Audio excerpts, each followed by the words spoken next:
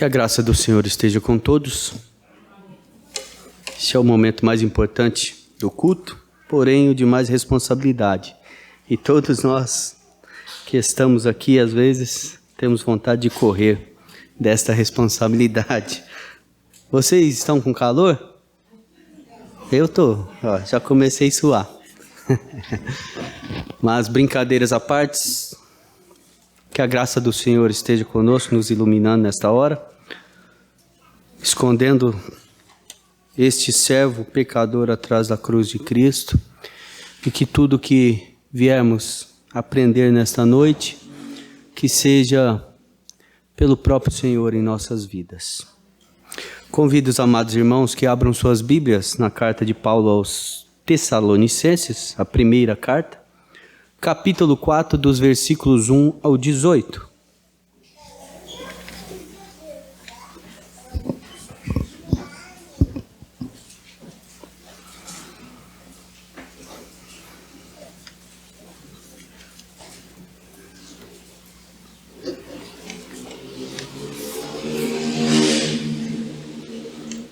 Primeira carta de Paulo aos Tessalonicenses, capítulo 4, dos versículos 1 ao 18.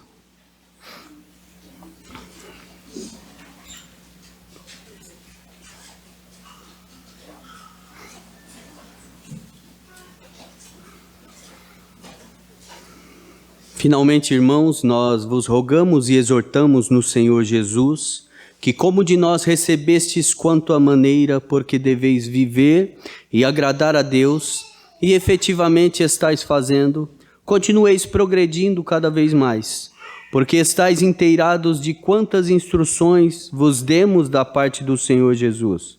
Pois esta é a vontade de Deus, a vossa santificação, que vos abstenhais da prostituição, que cada um de vós saiba possuir o próprio corpo em santificação e honra, não com o desejo de lascívia como os gentios, que não conhecem a Deus, e que nesta matéria ninguém ofenda nem defraude a seu irmão, porque o Senhor contra todas essas coisas, como antes vos avisamos e testificamos, claramente é o vingador, porquanto Deus não nos chamou para a impureza, e sim para a santificação.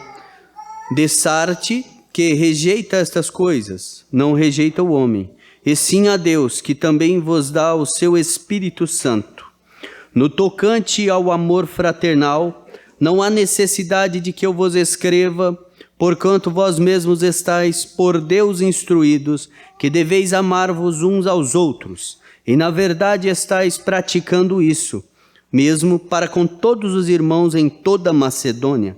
Contudo, vos exortamos, irmãos, a progredirdes cada vez mais, e a diligenciardes por viver tranquilamente, cuidar do que é vosso, e trabalhar com as próprias mãos como vos ordenamos, de modo que vos porteis com dignidade para com os de fora, e de nada venhais a precisar.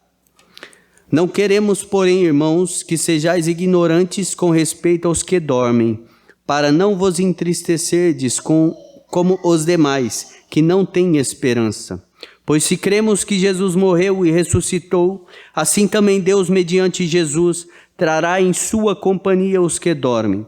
Ora, ainda vos declaramos por palavra do Senhor isto: nós, os vivos, os que ficamos até a vinda do Senhor, de modo algum precederemos os que dormem.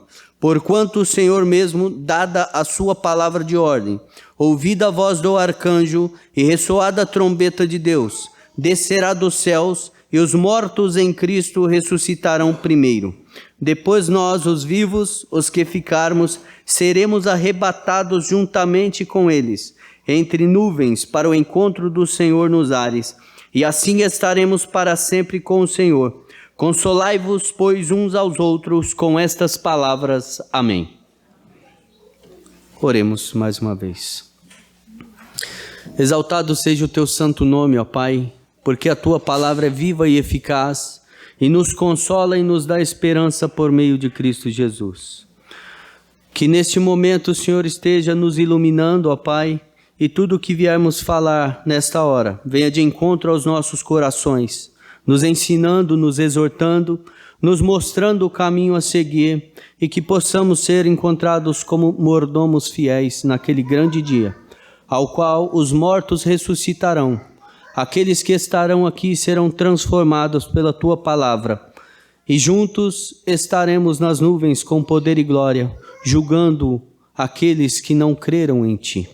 Por isso nós te louvamos e te bendizemos nesta hora. Amém. Muito bem, meus irmãos, estaremos tirando algumas lições nesta noite deste texto para que nós sejamos instruídos nesta noite. E antes de tirar estas lições, nós precisamos saber o que aquela nação estava enfrentando naquele momento, né? Os irmãos de Tessalônica. Então, a carta de Paulo aos Tessalonicenses tem algumas coisas que nós podemos aprender nesta noite. A primeira delas é o tema central. O tema central é o enfrentamento das aflições que aquele povo estava passando, porque eram crentes, aquelas ouvintes dele, pessoas que já estavam convertidas ao Senhor Jesus, de muitas línguas e povos, né? Ali tínhamos judeus, tínhamos gregos, tínhamos outras pessoas que viviam as aflições daquele tempo. O propósito da carta era encorajar esses crentes com a esperança da volta de Cristo. E um resumo desta carta, ela foi escrita para que a jovem igreja de Tessalônica, ou seja, era uma igreja que tinha sido feita junto com os irmãos naquela época, poucos anos de vida, tivesse a certeza do zelo sincero e afetuoso de Paulo pelo seu bem-estar espiritual e moral. E ela reflete a alegria e o alívio de Paulo ao ouvir que os crentes de Tessalônica estavam firmes na fé. E também lhes dá instruções confortadoras acerca do estado dos crentes após a morte e da felicidade que espera os crentes na segunda vinda de Cristo. Então esse é um resumo desta carta. E para dar início de fato àquilo que nós vamos aprender nesta noite, vejamos qual era o contexto que viviam aqueles crentes de Tessalônica naqueles dias. Então, Tessalônica era uma importante cidade portuária na Macedônia, situada às margens da via Enátia, principal estrada romana próxima à Ásia Menor. Então, tanto os gregos como os romanos e judeus viviam nesta cidade, mas a idolatria graçava desenfreada por toda a cidade. O que é isso? Ela se disseminava entre os povos, espalhavam-se muito rapidamente por ser uma cidade litorânea, né? Como Santos, nós que já fomos em Santos sabemos que ali chega pessoas de todos os lugares do mundo, não é? Então, que vêm e voltam, né? Eles descem daqueles navios, passam alguns dias ali, comem, bebem, dormem, fazem suas coisas do cotidiano, pertinho de nós ali, e com certeza traz as suas crenças também, como era naquela época. E essas coisas se espalham ali, né? Então, não muito longe, nós temos uma cidade litorânea como aquela. E a primeira coisa que eu gostaria de trazer para o nosso conhecimento nesta noite, o nosso aprendizado, ou talvez para nos fortalecer, porque não é um texto novo, muitas vezes algum de vocês podem já ter ouvido alguma pregação sobre ele, é que nós devemos andar em santidade, meus irmãos. Do capítulo 4, do versículo 1 ao 8, que nós já lemos, diz: Finalmente, irmãos, nós vos rogamos e exortamos no Senhor Jesus, que como de nós recebestes quanto à maneira porque deveis viver e agradar a Deus, e efetivamente estáis fazendo, continueis progredindo cada vez mais. Então é uma ordem do Senhor Jesus para aqueles que já entregaram suas vidas a Ele, que vivam uma vida cristã séria. A vida cristã implica em crescimento contínuo, em graça, em santificação. A conversão é o início da vida cristã. E os cristãos devem progredir cada vez mais, pois a vida cristã consiste em se conduzir diariamente de forma apropriada e honrosa para com o nosso Deus, a fim de obedecer e agradar a sua vontade. Não é agradar o pastor, não é agradar os presbíteros, os diáconos, os líderes da igreja, mas agradar somente aquele que teve um amor tão grande por nós, que deu seu Filho unigênito para morrer por cada um de nós naquela cruz. Então, quando o Espírito Santo toca nos nossos corações e muda a nossa situação, se abríssemos agora um microfone aqui e pudéssemos falar, venha, conte o seu testemunho, saberíamos o que Deus fez na vida de cada um. E isso é demasiadamente maravilhoso, meus irmãos. Quando nós olhamos para trás, vemos de onde o Senhor Jesus, através do Espírito Santo, nos tirou e nos colocou em um lugar de privilégio. Porque é um privilégio estar no meio da igreja do Senhor. É um privilégio poder andar aqui e acolá, em outros municípios e estados, chegar-se numa igreja que professa o Senhor como Salvador de suas vidas e participar de um culto ao nosso Deus. Mas muitas pessoas ainda não têm esse privilégio. Andam tristes, cabisbaixos, sofrendo, porque ainda não deram ouvidos à voz do Senhor, aquele que nos resgatou das trevas e nos trouxe para a maravilhosa luz. Então, a primeira lição desta noite é que nós que já conhecemos o nosso Senhor, Jesus Cristo, e reconhecemos Ele como Senhor e Salvador de nossas vidas, que nós devemos andar em santidade em todo o tempo, porque Ele é fiel e justo para nos perdoar. Então, façamos isto diariamente, meus irmãos. Leiamos a palavra, oremos, confessemos os nossos pecados ao nosso Senhor e assim viva em santidade. E por quê? Porque nós temos uma segunda lição nesse texto. Dos versículos 9 ao 10, nós devemos andar em amor. No tocante ao amor fraternal, não há necessidade de que eu vos escreva, porquanto vós mesmos estáis por Deus instruídos, que deveis amar-vos uns aos outros. E na verdade estáis praticando isso, mesmo para com todos os irmãos em toda a Macedônia. Contudo, vos exortamos, irmãos, a progredirdes cada vez mais. Então Paulo já reconhecia que aquela pequena igreja, nova igreja, que estava batalhando por Cristo, estava fazendo uma obra maravilhosa em amor. Mas o desafio é, faça, transpasse os portões dessa cidade, né? Progrida cada vez mais. E o que nós podemos trazer de ensinamento para nós aqui hoje? Nós já sabemos que nós amamos uns aos outros aqui nesta igreja. Não sabemos? Ou temos inimigos aqui dentro? Não, né? Eu não tenho.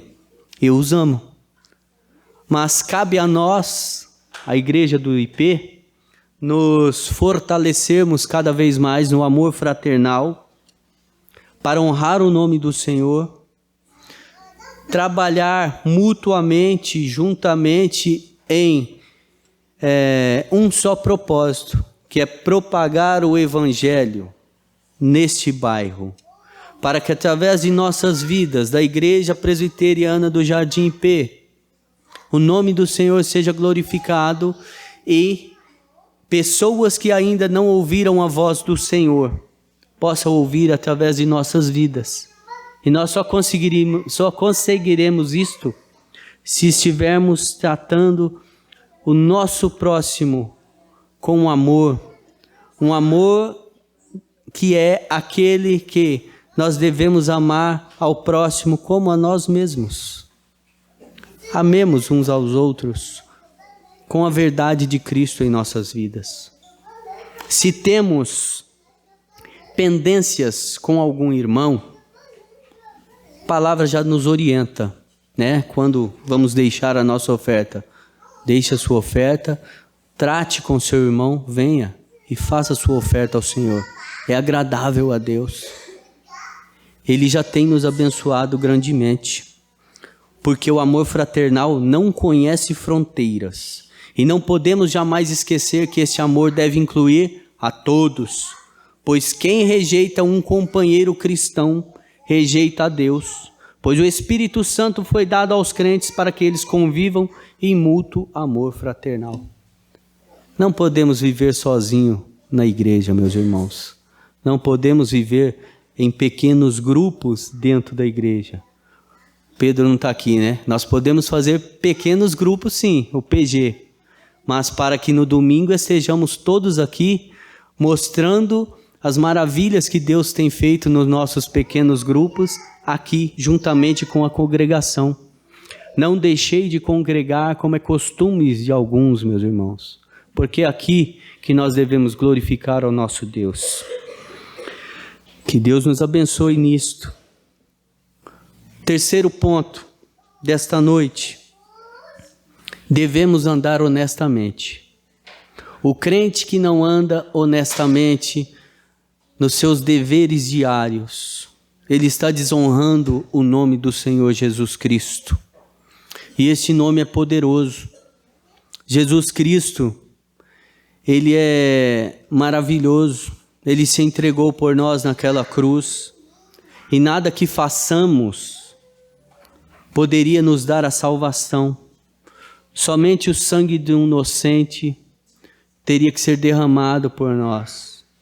Então, meus irmãos, nós devemos andar honestamente, porque os versículos 11 e 12 nos leva a entender isto. E diligenciardes por viver tranquilamente, cuidar do que é vosso, e trabalhar com as próprias mãos, como vos ordenamos, de modo que vos porteis com dignidade para com os de fora, e de nada venhais a precisar. Porque a obra ética do Evangelho é a obrigação que tem todos os cristãos de viverem tranquilamente, cuidando da própria vida, enquanto trabalham com as próprias mãos. O cristianismo não isenta o cristão de viver a vida normal do trabalho e de lidar com as questões particulares, pois isto é agradável ao Senhor e é testemunho para os de fora. Quantos de vocês já não ouviram? Você trabalha diferente, né? Eu chego mais tarde, passo o ponto atrasado, modifico. Você não faz isso. Eu tenho certeza que a cosmovisão cristã está arraigada em vosso coração e no meu coração. Por isso nós devemos andar honestamente, desde as pequenas coisas até as maiores que nós fazemos no nosso dia a dia, no nosso trabalho, nos estudos, com aqueles que convivem conosco. Nós devemos ser sal e luz, nós devemos ser diferentes, sim. Enquanto o mundo vem para este lado, nós devemos ir para o outro, porque importa agradar a Deus e não a homens. Então, que Deus coloque isso em nossos corações nesta noite. Que se aqui há alguém ainda que não reconhece o Senhor como o Senhor Jesus, como Senhor e Salvador de sua vida, e não tem andado em santidade, não tem andado em amor, não tem andado honestamente, que isto acabe nesta noite. Que você confesse os seus pecados ao Senhor Jesus. Mais uma vez eu falo, não aos presbíteros, ao pastor. Chegue no seu quarto, confesse, depois sim, venha se entregar de fato numa igreja evangélica, não precisa ser aqui, mas entregue a sua vida ao Senhor Jesus, porque Ele fará maravilhas, como tem feito até hoje, sobre as nossas vidas. Um quarto ponto que podemos tirar de ensinamento nesta noite, nesse texto, nós devemos andar em esperança. Vejamos o que diz os versículos 13 ao 18 novamente, ao qual eu lerei. Não queremos, porém, irmãos, que sejais ignorantes com respeito aos que dormem, ou seja, aos que já morreram, para não vos entristecerdes como os demais que não têm esperança. Pois se cremos que Jesus morreu e ressuscitou, assim também Deus, mediante Jesus, trará em sua companhia os que dormem. Ora, ainda vos declaramos por palavra do Senhor isto: nós, os vivos, os que ficarmos até a vinda do Senhor, de modo algum precederemos os que dormem. Porquanto o Senhor mesmo, dada a sua palavra de ordem, ouvida a voz do arcanjo e ressoada a trombeta de Deus, descerá dos céus e os mortos em Cristo ressuscitarão primeiro. Depois nós, os vivos, os que ficarmos, seremos arrebatados juntamente com Ele, entre nuvens, para o encontro do Senhor nos ares, e assim estaremos para sempre com o Senhor. Consolai-vos, pois, uns aos outros com estas palavras. Ter esperança na volta de Cristo é demasiadamente importante, porque aqueles que não têm esta esperança, a palavra de Deus diz que andam entristecidos, eles não têm esperança. Mas nós que temos esta esperança, porque Cristo nos deu a esperança pela consolação, da qual estamos habilitados a desfrutar pela sua bem-aventurada morte, salvos com Cristo na morte e honrados por Ele em sua segunda vinda. Nós também estaremos com os santos que morreram em Cristo. Mas ao tocar da trombeta, nós não os precederemos, porque eles ressuscitarão. Nós, se ficarmos aqui naquele dia, teremos corpo transformado, porque teremos que morrer, mas nós não sentiremos.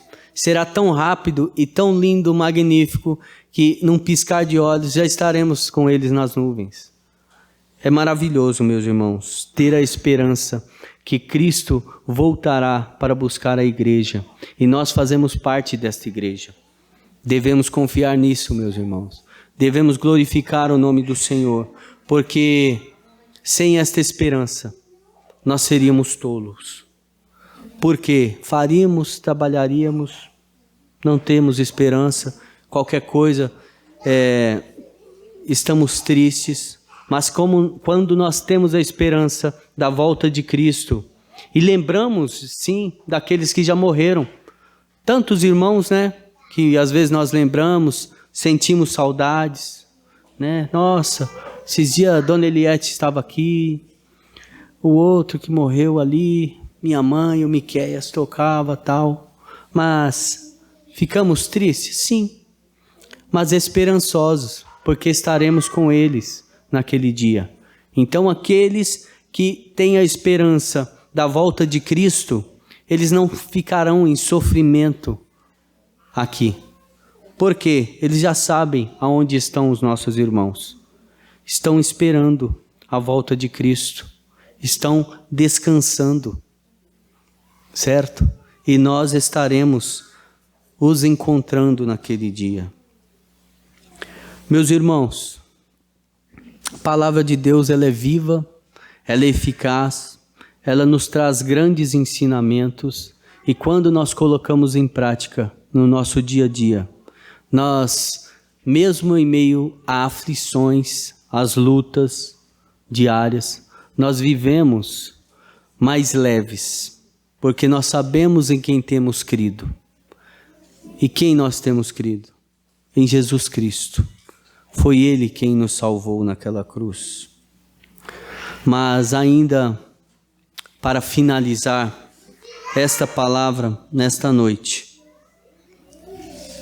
eu digo, amados irmãos, quero deixar 3 virtudes que são fruto do dom do novo nascimento por meio do Espírito Santo e que não pode ser inativas em nossas vidas, mas sim causam nas nossas almas atividades que honram a Deus. E a primeira delas é a fé.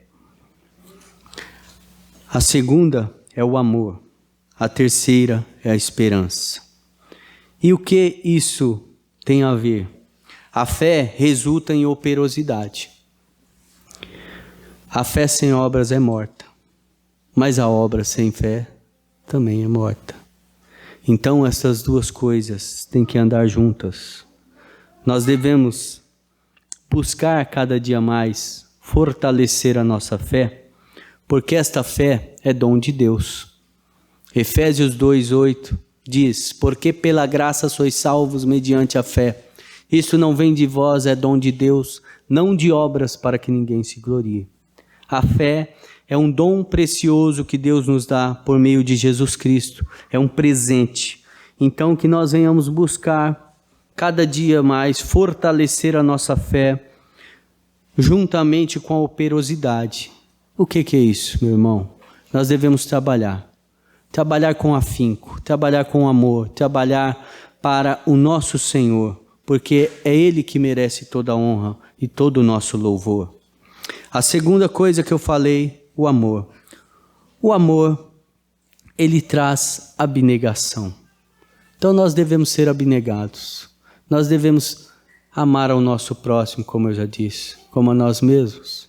Mas nós devemos fazer com as coisas pelo nosso próximo com essa abnegação, não pensando em ganhar nada em troca. Foi assim que Jesus fez. O que nós poderíamos dar para Jesus? Nada, né? Então, pelo amor abnegado de Jesus Cristo, eu repito, Ele deu a sua vida por nós.